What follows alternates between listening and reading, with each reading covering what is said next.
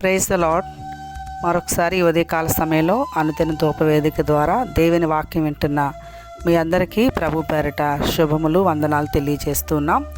ఈ సమయంలో కూడా మరొకసారి పరిశుద్ధ గ్రంథంలో నుంచి ఒక మాట చదువుదాము. కీర్తనల గ్రంథం 66వ అధ్యాయం 18వ వచనాన్ని చదువుదాం. నా హృదయంలో నేను పాపమును లక్ష్యము చేసిన ఎడల ప్రభు నా మనవి వెనకపోవును. దేవునికి మహిమ కలుగును గాక.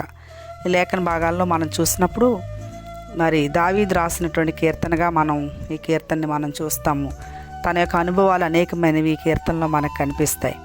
అయితే ఈ ఉదయకాలం ప్రభు మనతో మాట్లాడుతున్న మాట, ప్రభు మన మనవి వినాలి, దేవుడు మన ప్రార్థన ఆలకించాలంటే మనం ధనవంతులమి, భాగ్యవంతులమి, గొప్పవారిమి, గొప్ప కులస్తులమి అయి ఉండడం క్వాలిఫికేషన్ కాదు. కానీ దేవుని సన్నిధిలో దేవుడు మన ప్రార్థన వినాలి, దేవుడు మనల్ని జ్ఞాపకం చేసుకోవాలి అంటే నిశ్చయముగా మన మనవి దేవుడు వినాలి అంటే పాపం లేనివారుగా ఉండాలి.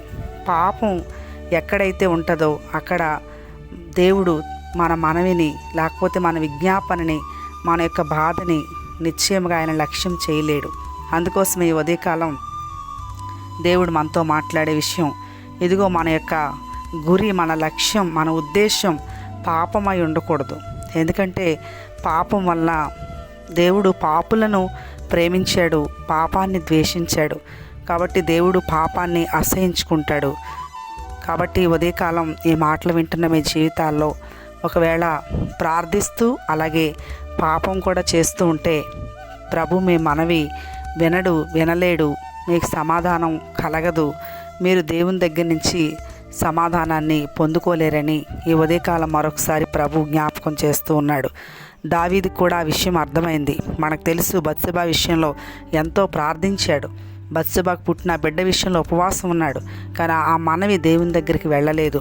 అప్పుడు దావీదుకు అర్థమైంది, పాపంలో ఉండి పాపం చేస్తూ ఒకవేళ ప్రార్థిస్తూ ఉంటే ఆ మనవి దేవుడు వినడని.